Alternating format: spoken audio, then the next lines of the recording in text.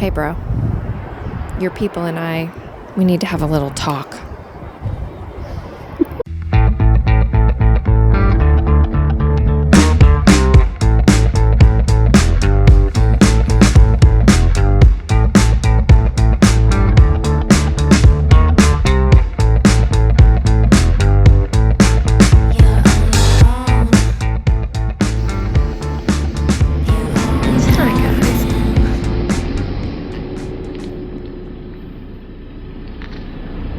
I literally have spots.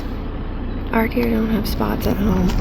So I am leaving Creede, heading down to Alamosa, and then Mosca, and then the Great Sand Dunes. I have errands to run and things to do. I started listening to a new book, The Road to Tender Hearts. I mean, it seems perfect to listen to a book about a road trip, on a road trip. So far, I really love the humor. I love that every introduction of a character or a place has a sprinkle of something unexpected. The narration is perfect. I honestly, it sounds like a grandfather narrating, and I just vividly picture this really strange group of people in a car with a cat on a leash. It just has good vibes. There's like this phrase that's repeated in the book when Uncle PJ says, "It's an exciting time for me." We all know as a reader that things are going to go terribly wrong and that it's never going to go the way he wants it to. But it's so fun, that excitement and joy from somebody who's had a life he's been depressed and shit on, and I can't help but keep saying it's an exciting time for me. Even when things go wrong and they don't go the way that you want them to, it is an exciting time. This man has never left his hometown since Vietnam. All of a sudden he's on this journey, and even though his goal is somewhat delusional and the people with him, they're all in their own delusional places, it's still an adventure together. That's supposed to be the point. I mean, you can already see that, and I love that. I wouldn't realize until I even left Colorado how absolutely perfect that book was. One of my stops in Alamosa was the post office. If you can believe it, I actually took books to San Francisco to research the book I was working on. So on top of the ones I had collected at bookstores, I had bulk to get rid of. Don't miss the Alamosa Visitor Center. I went there on my previous trip, and there are so many really cool classic trains there and artwork that really reflect the community, and I think it's really worth a stop.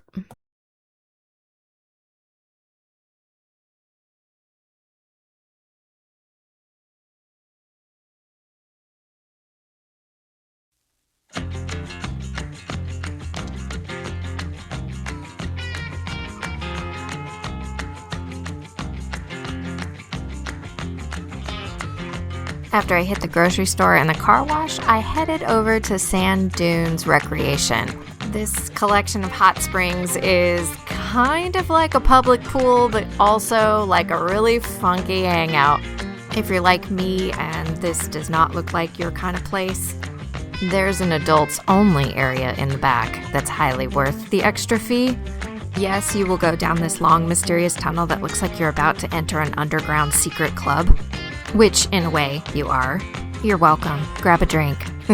But remember to stay hydrated. You're still at a very high altitude. They have free water available.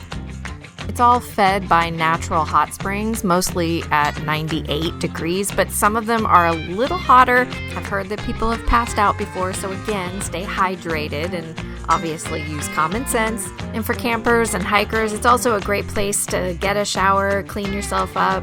They have a full bathroom facilities that's included in the admission. There are actually campsites available if you want to stay for a few days.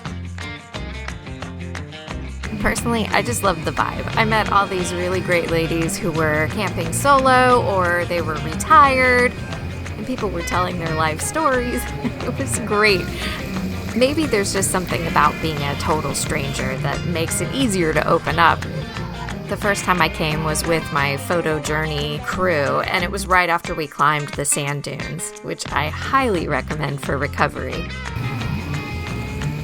Really unexpected the first time I went, and now it's a ritual. I will always go back.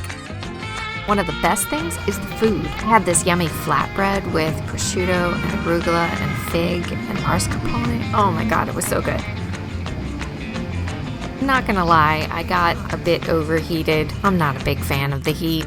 So I got showered up and then headed over to my friend Chris's house. Now, I didn't record that much because we had some catching up to do.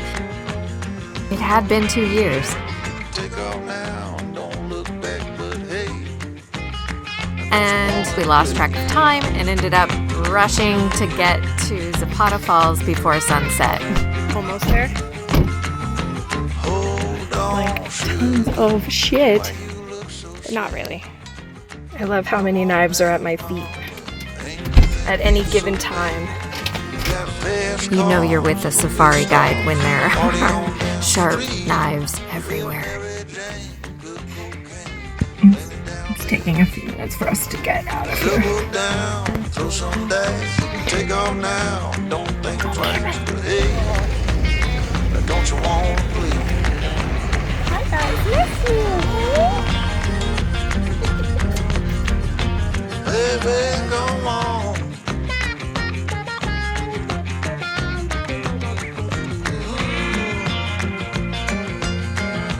Tell me where you want to go. But baby, I don't work down there anymore.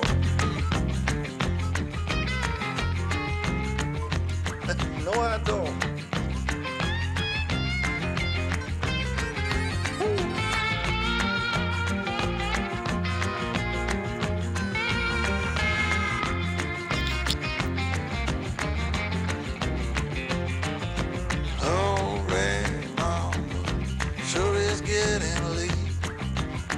Come on now, mama, don't you hesitate. Grab my hand where we land. I got the champagne. We can knock it back, get on track, jump on, ride this thing. Double down, roll the dice, take off now, don't think twice. Hey, don't you want to play? Say, hey. We want that camper to turn their friggin' generator off. It's been running for 2 hours. It's crazy.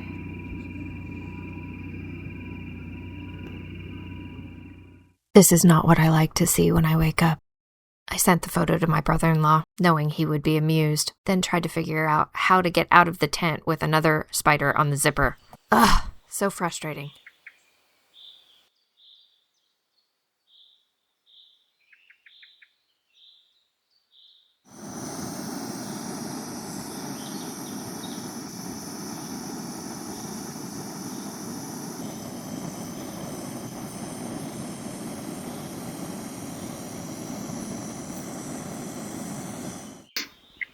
So it's morning and it's very quiet up here, having my morning tea, and I am, today's my last full day in Colorado. I'm going to stay over by the sand dunes nearby tonight, and I am leaving high altitude tomorrow and get down to the plains.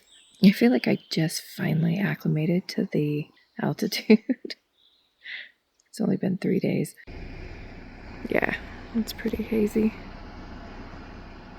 Sadly, those few hours was all we had. Chris had a last-minute booking for a 4x4 off-road adventure. With his work being seasonal and it being towards the end of the season, I couldn't blame him for taking the job.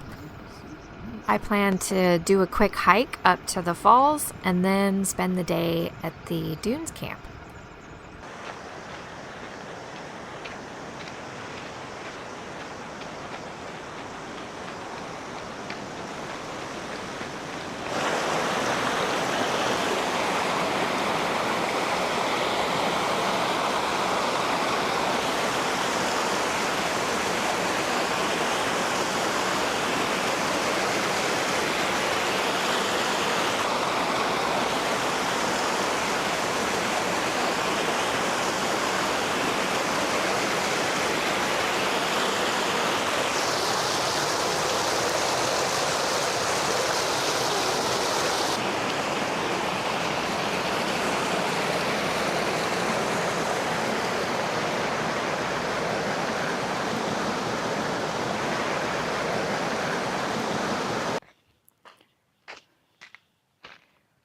I was a little bummed about the haze, but one thing I've learned about the dunes is that the light changes constantly. The best advice I heard from a professional photographer is to just have your camera and be ready, because the light will change, the weather will change every day, every hour, and it will always be spectacular and unique. I was excited for a day at the dunes. I would actually get to relax at the camp, download some photographs, take a walk. Many of the campsites in the Piñon Flats area are raised, which is kind of cool. I noticed quite a few chipmunk friends were waiting for me.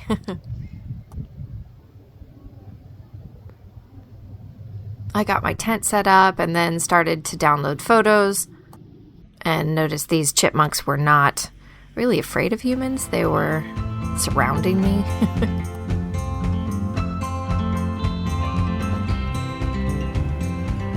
Maybe I should have taken their presence as some sort of a warning sign that things were going to turn a little ugly.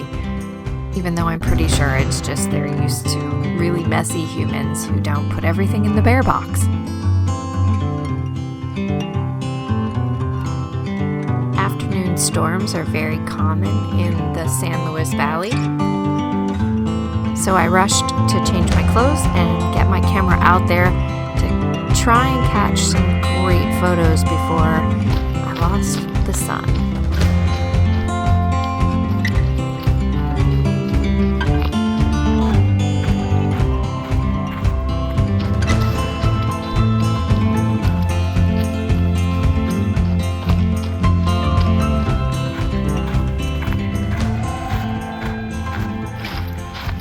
Isn't it beautiful what the light just does moment by moment with the clouds? It's just spectacular.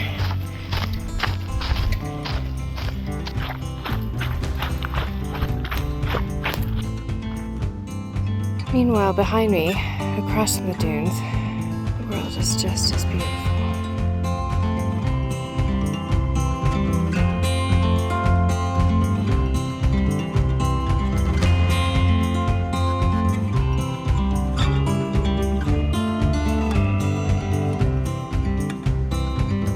Temperature is like perfect right now. Warm, but not hot. Sorry for the drunk-like camera moves, but some patches of the sand are really soft, and I find it harder to walk on than a Southern California beach, let's just say.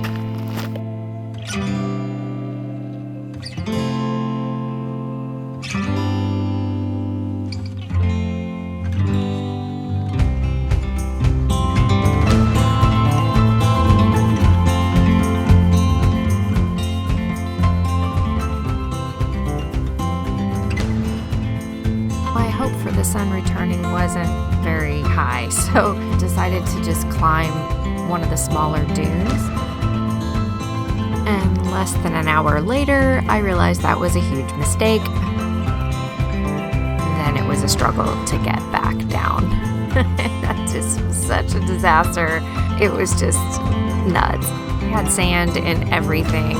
Wind shouldn't have really surprised me. The San Luis Valley is basically like a giant sand trap. The sand washes down from all the surrounding mountains and just keeps piling in the same place. When I got back to the actual camp area, things were calmer for a little while. I mean, there were people that had campfires going, and it just seemed like we might get rain. But I was very wrong, and I really regretted that I slept in a tent instead of the car. But once I was there, I was kind of stuck. I spent half the night wondering if the tent was going to rip to shreds, or if I would have to run to the car and take all the sand with me into the car, which seemed like the worst option. Rough night. I'm leaving the Dunes camp. The storm came in last night, which, I mean, I've camped here before out in the mesa, and storms come and go this time of year, and I thought it might be kind of rough in the evening, but it would blow out, but it's still here, and the winds are really extreme. Of course, I mean, that's how the sand gets here. But it was very difficult to put my tent together. I should have slept in the car. I shouldn't have pitched a tent. I don't know what I was thinking, because now I have this horrible headache and my sinus is back to being bleh. This is the last of the desert climate, really. I mean, after this, I'm going to be in humid and apparently hot weather. I looked, and Tennessee is going to be really, really hot. I was not expecting that.